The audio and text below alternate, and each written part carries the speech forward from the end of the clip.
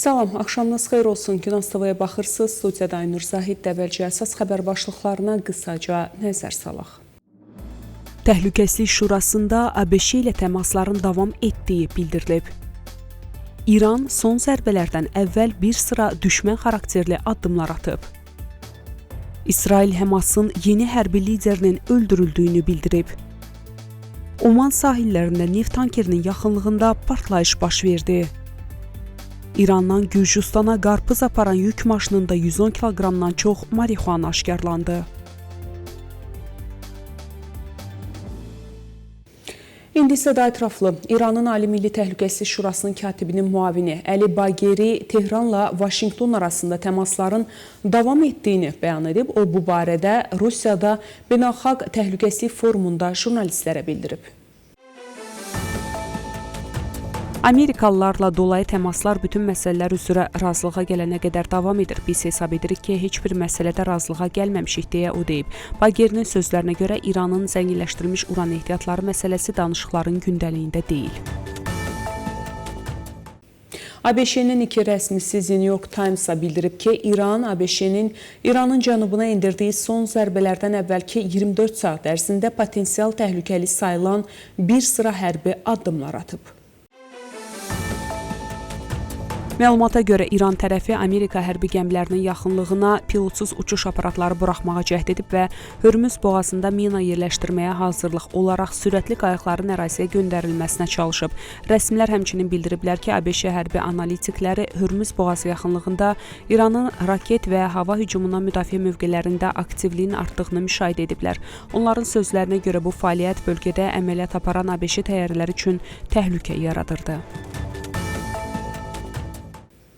ABŞ Müdafiə Nazirliyi İranda qalan mümkün hədəflərin siyahısını hazırlayıb. Bu barədə NBC News məlumat yayıb.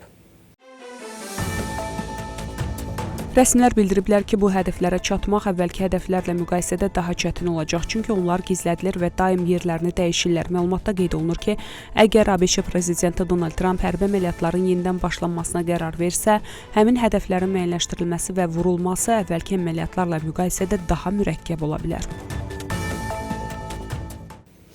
Prezident Donald Trump Tehranın nüvə silahı əldə etməsinin qarşısını almaq üçün konkret addımlar atır. Bunu ABŞ Dövlət Departamentinin sözçüsü Tommy Pigott deyib. O, Newsmax açıqlamasında bildirib, İran rejiminin nüvə silahı əldə etməsinin qarşısını almaq üçün konkret addımlar atan şəxs Prezident Trumpdır. Pigott əlavə edib ki, Trump həmçinin ABŞ-nin Ərəb körfəzindəki müttəfiqləri və tərəfdaşları ilə əlaqələrini gücləndirib və İbrahim sazişi vasitəsilə regional sülhü irəlilədib. Davam edirik. İsrail Müdafiə Ordusu bu gecə Qəzza zolağının şimalına endirilən zərbə nəticəsində Həmasın yeni hərbi rəhbəri Məhəmməd Odehin öldürüldüyünü təsdiqləyib. Əməliyyatın hədəfi Odehin sığınacaq kimi istifadə etdiyi Qəzza şəhərindəki bir neçə bina olub. Zərbə onun hərəkətlərinin və köməkçilərinin fəaliyyətinin bir neçə ay ərzində kəşfiyyat müşahidəsindən sonra endirilib. Həmçinin 2023-cü il oktyabrın 7-sində İsrailə hücumda iştirak etmiş başqa bir Həmas döyüşçüsünün yaxınlıqdakı evi də hədəf alınıb. İsrail Müdafiə Ordusunun məlumatına görə Odeh ötən həftə Həmasın hərbi qanadına rəhbərliyi öz üzərinə götürüb. Daha əvvəl o, qruplaşmanın kəşfiyyat bölməsinin rəhbəri vəzifəsini tutub.